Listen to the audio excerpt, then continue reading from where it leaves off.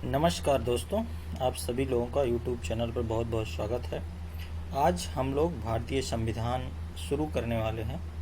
इसमें लक्ष्मीकांत का निचोड़ काफ़ी अच्छी तरीके से कवर किया जाएगा। वन बाय वन हर एक अध्याय हम लोग देखेंगे। आज देखेंगे कि भारतीय संविधान जब बनना शुरू हुआ उस या स्वतंत्रता जब हमें मिली तो उससे पहले ब्रिटिश साम्राज्य में किस प्रकार से संविधान की तरफ हम बढ़े, या हम कह सकते हैं कि ये एक भारतीय संविधान का एक इतिहास है जो हम ब्रिटिश कंपनी के शासनकाल से लेकर के स्वतंत्रता तक का एक निचोड़ है, और हमने एक स्टेप कैसे संविधान की तरफ बढ़ा है उसका एक्सप्लेनेशन है। तो जैसे हमें पता है, अगर आप इतिहास पढ़े होंगे तो 1757 प्लासी का युद्ध के बाद अंग्रेज़ों का इनडायरेक्टली शासन शुरू हो गया था बंगाल, बिहार और उड़ीसा। और उसके बाद 1764 में बक्सर का युद्ध हुआ और 1765 में इलाहाबाद की संधि के बाद बंगाल, बिहार, उड़ीसा में ब्रिटिश कंपनी का पूर्ण अधिकार हो गया और कंपनी ने अपने हिसाब से कर उगाही शुरू कर दी।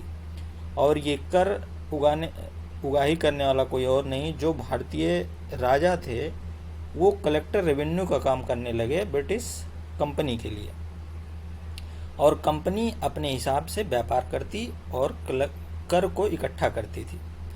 लेकिन 1771 में वारेन हेस्टिंग जब बंगाल का गवर्नर बना, उसने कुछ बदलाव किए और कंपनी में हो रहे भ्रष्टाचार से ब्रिटिश साम्राज्य में भी काफ़ी असंतोष था। इसलिए ब्रिटिश शासन ने 1773 में कंपनी को नियंत्रित करने के लिए रेगुलेटिंग एक्ट बनाया, जिसे 1773 का रेगुलेटिंग एक्ट के नाम से जाना जाता है। इस रेगुलेटिंग एक्ट के तहत ब्रिटिश सरकार ने कंपनी को नियंत्रित किया। कहने का मतलब यह है कि जो कंपनी पहले अपने हिसाब से सारा धन पर्सनल यूज के लिए करती थी, उसको कंपनी का लेखा जोखा करने के लिए ब्रिटिश सरकार ने 1773 में रेगुलेटिंग एक्ट लेके आया और कंपनी के प्रशासनिक एवं राजनीतिक कार्यों की मान्यता दी गई। यहाँ तक हम ये कह सकते हैं कि 1773 में भारत में केंद्रीय शासन की शुरुआत हुई या केंद्रीय प्रशासन की नींव पड़ी। हम ये कह सकते हैं कि 1773 के रेगुलेटिंग एक्ट से भारत में केंद्रीय प्रशासन की नींव पड़ी। ये काफ़ी इम्पोर्टेंट पॉइंट है, आप नोट भी करते रहिएगा तो ये आपके लिए रिवीजन करने में अच्छा होगा। और 1773 जो पहला रेगुलेटिंग एक्ट था उसकी विशेषताएं क्या थी? बंगाल के गवर्नर जनरल को मद्रास और बम्बई, पहले अलग अलग थे, बंगाल, मद्रास और बॉम्बे सारे अलग अलग थे, लेकिन 1773 रेगुलेटिंग एक्ट के तहत बंगाल के अधीन मद्रास और बम्बई को कर दिया गया और बंगाल के गवर्नर को गवर्नर जनरल के पद दिया गया और उसके लिए 4 सदस्यीय कार्यकारी परिषद का गठन किया गया। और 1774 में कोलकाता में उच्चतम न्यायालय की स्थापना की गई रेगुलेटिंग एक्ट 1773 के तहत। और इसी एक्ट के तहत कंपनी के कर्मचारियों का निजी व्यापार और उपहार पर प्रतिबंध लगा दिया गया।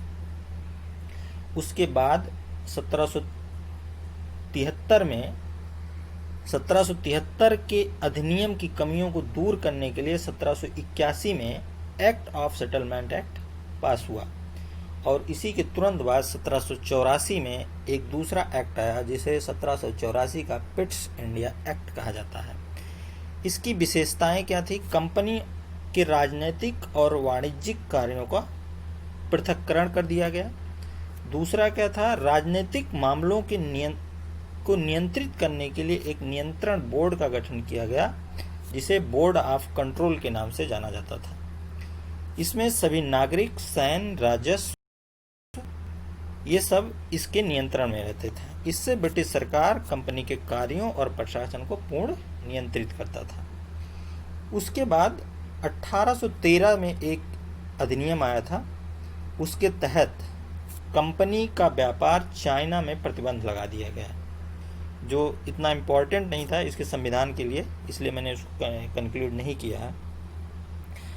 और अगला जो अधिनियम आता है 1833 का चार्टर अधिनियम, ये काफ़ी इम्पोर्टेंट है। इसके तहत बंगाल के गवर्नर जनरल को भारत का गवर्नर जनरल बना दिया गया, जिसमें नागरिक एवं सैन्य शक्तियां निहित की गई। मद्रास और बॉम्बे के गवर्नर जनरल को विधायी कार्यों की शक्तियां से वंचित रखा गया। कहने का मतलब यह है कि जितने भी कानून या नियम बनते थे वो भारत का गवर्नर जनरल ही बनाता था। कंपनी और 1833 चार्टर एक्ट के तहत कंपनी के व्यापारिक कार्यों को खत्म कर दिया गया और सभी के लिए, ब्रिटिश में जितनी भी कंपनियां जो चाहे वो आके व्यापार कर सकता था। सिविल सेवा के लिए खुली प्रतियोगिता का प्रयास किया गया, लेकिन कोर्ट ऑफ डायरेक्टरेट के विरोध से इसमें क्या हुआ कि भारतीय उस पोजीशन तक न पहुंच जाए, इसके लिए अंग्रेजों ने काफ़ी विरोध किया, जिस विरोध की वजह से सिविल सेवा प्रतियोगिता की खुली प्रतियोगिता खत्म करनी पड़ी, मतलब लागू नहीं किया जा सकता। अगला चार्टर एक्ट आया 1853 में। 1853 का चार्टर एक्ट काफ़ी महत्वपूर्ण है। इसके तहत गवर्नर जनरल को परिषद के विधायी एवं प्रशासनिक कार्यों को अलग कर दिया गया, जिसके तहत नई विधानसभा या विधान परिषद का गठन हुआ, जिसे भारतीय विधान परिषद के नाम से जाना गया। तो कुल मिला के अगर भारतीय विधान परिषद का गठन यहाँ से माना जाता है 1853 के।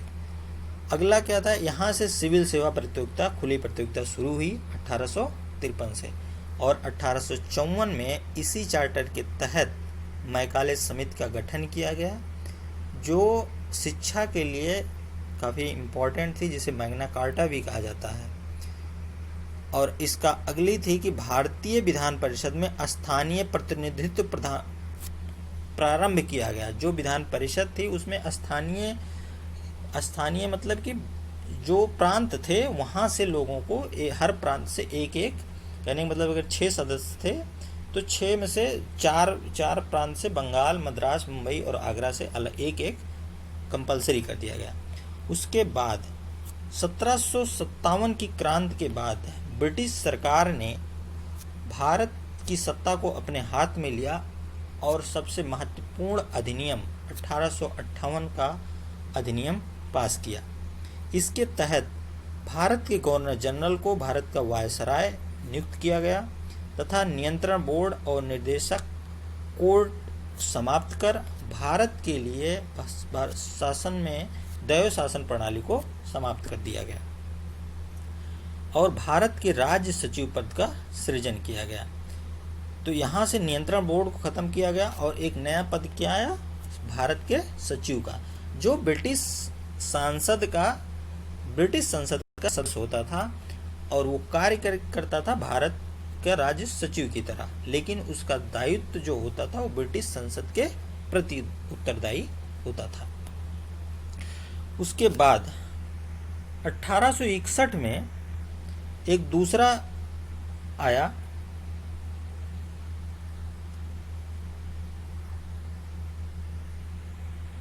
जो काफ़ी महत्वपूर्ण रहा और काफ़ी अच्छे परिवर्तन हुए इसमें। 1861 में कानून बनाने की प्रक्रिया में भारतीय प्रतिनिधित्व को शामिल करने की शुरुआत हुई। यहाँ से कह सकते हैं कि भारतीयों को शुरू करने की शुरुआत हुई एक हिसाब से। और 1862 में बनारस तथा पटियाला के महाराजा तथा सर दिनकर राव को विधान परिषद का सदस्य मनोनीत किया गया। तो हम ये कह सकते हैं कि 1862 में अंग्रेजों ने भारतीयों को किया, ये नहीं कि किसी को भी, मतलब कि किसी, वो अपने मनपसंद के लोगों को विधान परिषद में स्थान देना शुरू किए 1862 के साथ। और मद्रास, बम्बई को पुनः विधायी शक्तियां दी गई। मतलब यहाँ से कह सकते हैं कि विकेंद्रीकरण की शुरुआत हुई। और इसी के तहत 1862 में बंगाल में विधान परिषद का गठन हुआ, उत्तर पश्चिम सीमांत प्रांत में 1866 में, और पंजाब में 1897 में विधान परिषद का गठन हुआ। इसके बाद 1892 में काफ़ी इम्पोर्टेंट अधिनियम आया। इसके तहत जो विधान परिषद थी उसमें सदस्यों की संख्या बढ़ा दी गई, लेकिन जो बहुमत था उसमें सरकारी सदस्यों का ही था। कहने का मतलब जो इंडियन थे वो अपने हिसाब से कुछ कर नहीं सकते थे। जितना अगर कोई चीज़ रोकना चाहे तो रोक नहीं सकता था, क्योंकि बहुमत तो सरकारी ही था, मतलब अंग्रेजों का ही था। लेकिन यहाँ पे एक व्यवस्था दी गई कि जो बजट आता था उस पर बहस करने की छूट दी गई भारतीयों को। अगला इंपॉर्टेंट पॉइंट इसमें था 1892 अधिनियम में केंद्रीय और प्रांतीय विधान परिषदों को गैर सरकारी सदस्यों की नियुक्ति के लिए समिति और परोक्ष चुनाव का प्रावधान किया गया। यहाँ से हम कह सकते हैं कि एक चुनाव का, परोक्ष चुनाव का चुनाव की व्यवस्था हुई 1892 अधिनियम के तहत। इसके बाद 1909 में एक अधिनियम आता है जो काफ़ी महत्वपूर्ण होता है, और ये यहाँ से, क्योंकि 1905 में बंगाल का विभाजन हुआ था, जिसकी वजह से भारत में आंदोलन काफ़ी तेज हो गया था, जिसे स्वदेशी आंदोलन के नाम से भी जाना जाता था। 1906 में मुस्लिम लीग की स्थापना हुई, और 1907 में कांग्रेस का विभाजन हो गया। आप इतिहास में तो आपको ये डेट मालूम ही होगी। 1907 में कांग्रेस का विभाजन इसलिए हुआ क्योंकि उसमें दो गुट बन गया था, एक नरमपंथी था और एक गर्मपंथी। गर्मपंथी मतलब वो डायरेक्ट एक्शन करना चाहता था, हर चीज़ का विरोध करना चाहता था, और जो नरमपंथी थी वो सत्ता के अपनी मांगे रख रख के सत्ता को पाना चाहता था, जिसमें लाल पाल का नाम आता, जो गर्मपंथी के लोग थे। इसलिए 1907 में कांग्रेस का विभाजन हो गया, और 1909 में मार्ले मिंटो सुधार के नाम से 1900, जिसे जाना जाता है मार्ले मिंटो सुधार के नाम से, 1909 में एक अधिनियम पास हुआ। उस समय भारत के सचिव जो थे वो मार्ले थे, और लॉर्ड मिंटो भारत के वायसराय थे। इसके तहत मुस्लिमों को पृथक निर्वाचन की व्यवस्था की गई, और केंद्रीय और प्रांतीय विधान परिषदों का आकार में काफ़ी वृद्धि कर दी गई। यहाँ तक कि केंद्रीय में 16 से 60 कर दिया गया, सदस्यों की संख्या 16 से 60 कर दिया गया, लेकिन बहुमत तो अंग्रेजों का ही था 1909 तक। लेकिन यहाँ पे एक छूट दी गई कि अनुपूरक प्रश्न पूछने और बजट पर संकल्प की व्यवस्था की गई। तो हमें ये याद रखना है कि अनुपूरक प्रश्न पूछने की व्यवस्था 1909 अधिनियम के तहत किया गया। और पहली बार किसी भारतीय को वायसराय और गवर्नर की कार्य परिषद में शामिल किया गया, जिसका नाम था सत्येंद्र प्रसाद सिन्हा। ये काफ़ी इम्पोर्टेंट नाम है, इसको आप याद रखिएगा। उसके बाद 1919 में भारतीय शासन अधिनियम के नाम से एक दूसरा आता है, जिसे मॉन्टेग चेम्सफोर्ड सुधार के नाम से जाना जाता है। उस समय मॉन्टेग जो थे वो भारतीय सचिव थे, और लॉर्ड चेम्सफोर्ड जो थे ये वायसराय थे।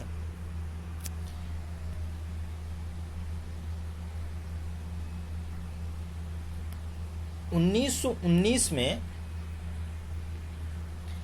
कुछ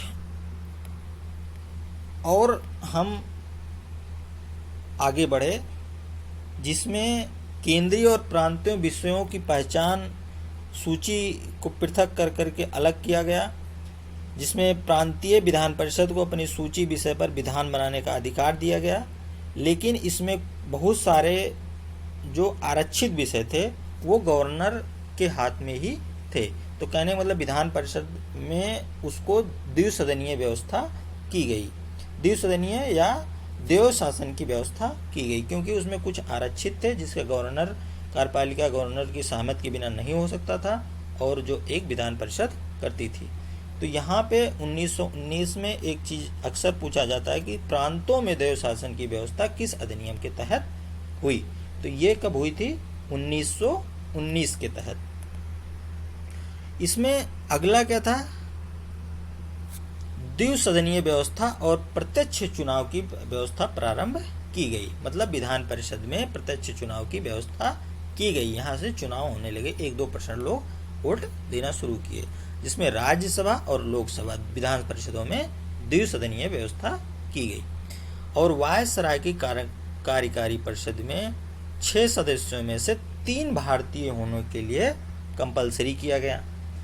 तो कहने का मतलब ये था कि जब वायसराय की जो कार्यकारी परिषद थी उसमें से जो 6 थे, 6 में से 3 भारतीय होना जरूरी था, लेकिन कमांडर इन चीफ को छोड़कर। इसके तहत 1909 में तो मुस्लिमों को अलग से पृथक निर्वाचन की व्यवस्था की गई, जिसे कांग्रेस ने स्वीकार नहीं किया। लेकिन बाद में कुछ ये इतिहास का विषय है कि 1916 में कांग्रेस ने इसको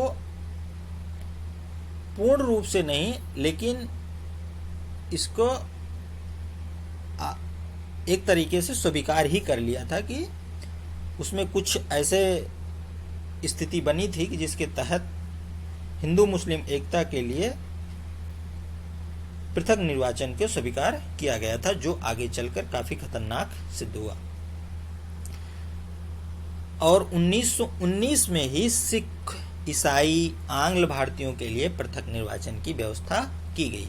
कहने का मतलब पृथक निर्वाचन की व्यवस्था मुस्लिमों के लिए 1909 में की गई, और 1919 में सिख, ईसाई, आंग्ल भारतीयों के लिए पृथक निर्वाचन की व्यवस्था की गई। संपत्ति कर, शिक्षा के आधार पर सीमित मताधिकार का व्यवस्था की गई। वही 2-3% लोगों को अधिकार मत देने की व्यवस्था थी। लंदन में भारत के उच्चायुक्त के कार्यकाल की स्थापना की गई, कार्यालय की स्थापना की गई।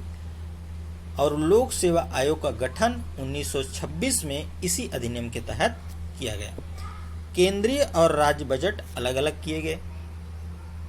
इससे तो कहने का मतलब इससे पहले जो था केंद्र और राज्य का बजट एक साथ केंद्र में होता था, लेकिन अब केंद्र और राज्य का बजट अलग अलग होने लगा 1919 के तहत। उसके बाद सबसे इम्पोर्टेंट अधिनियम आता है जो हमारे संविधान को काफ़ी इन्फ्लुएंस मिलता है।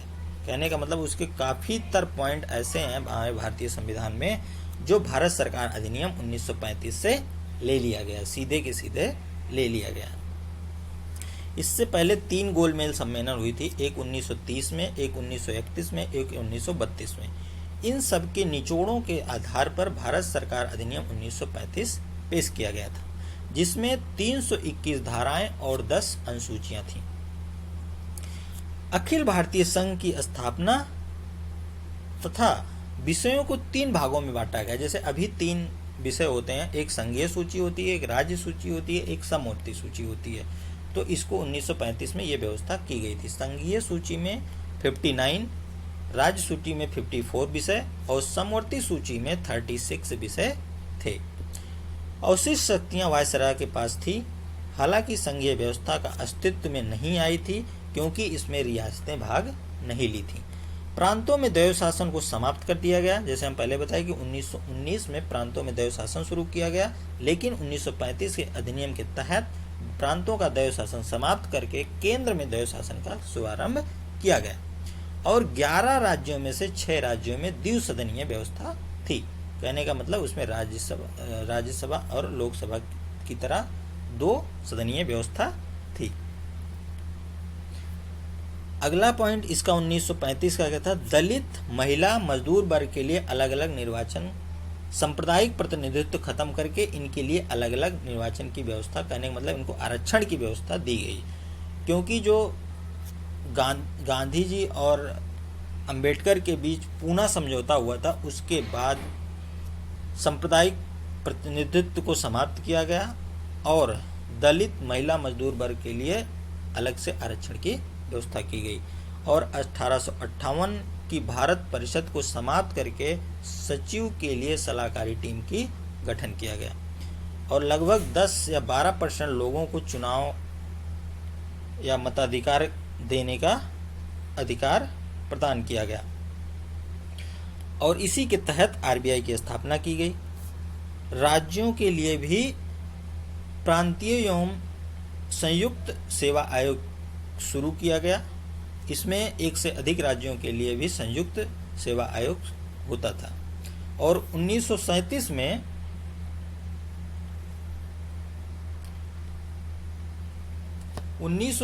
में संघीय न्यायालय की स्थापना की गई। इसके बाद सबसे इम्पोर्टेंट जो आता है, हमारे स्वतंत्रता के समय या उससे पहले एक अधिनियम आता है, भारतीय स्वतंत्रता अधिनियम 1947। उस टाइम इंग्लैंड के पीएम जो थे वो एटली साहब थे और उन्होंने 20 फरवरी 1947 को घोषणा की कि 30 जून 1947 को ब्रिटिश शासन भारत से समाप्त हो जाएगा और इसी के तहत 3 जून 1947 को घोषणा हुई कि 1946 में गठित संविधान सभा द्वारा बनाए गए संविधान उन्हीं जगह पर लागू किया जाएगा जो इसको स्वीकार किया जाएगा और भारत के विभाजन की घोषणा लॉर्ड माउंटबेटन ने 1947 को किया। और जो अधिनियम था 1947 की, इसकी प्रमुख विशेषताएं थीं। 15 अगस्त 1947 को स्वतंत्र और संप्रभुत्व राष्ट्र होगा, मतलब ब्रिटिश राज समाज हो जाएगा और एक स्वतंत्र और संप्रभुत्व राष्ट्र की स्थापना होगी। 2 डोमिनियन संप्रभु राष्ट्र जो ब्रिटिश मंडल से अलग होंगे। वायसराय पद समाप्त कर गवर्नर जनरल पद सृजन किया गया। चौथा पॉइंट था संविधान सभा को संविधान बनाने की शक्ति होगी, उसमें किसी का हस्तक्षेप नहीं होगा। और 5वां पॉइंट था भारत सचिव का पद समाप्त कर शक्तियां राष्ट्रमंडल के मामलों के राज्य सचिव को स्थानांतरित कर दिया गया। जो सचिव का पद सृजन हुआ था 1858 के तहत। अगला पॉइंट इसी में था भारतीय रियासतों की स्वतंत्रता, चाहे वो भारत में हो मिले या पाकिस्तान में मिले या स्वतंत्र भी रह सकती हैं। तो ये भारतीय संविधान बनने से पहले और ब्रिटिश सत्ता में जब तक थे उनके द्वारा कितना प्रोग्रेस हुआ था, ये संविधान की तरफ कितना आगे बढ़े थे, उसका ये एक लेखा जोखा है। तो आज के लिए इतना ही। हम फिर अगले अध्याय के साथ फिर मिलेंगे। तब तक के लिए नमस्कार, धन्यवाद।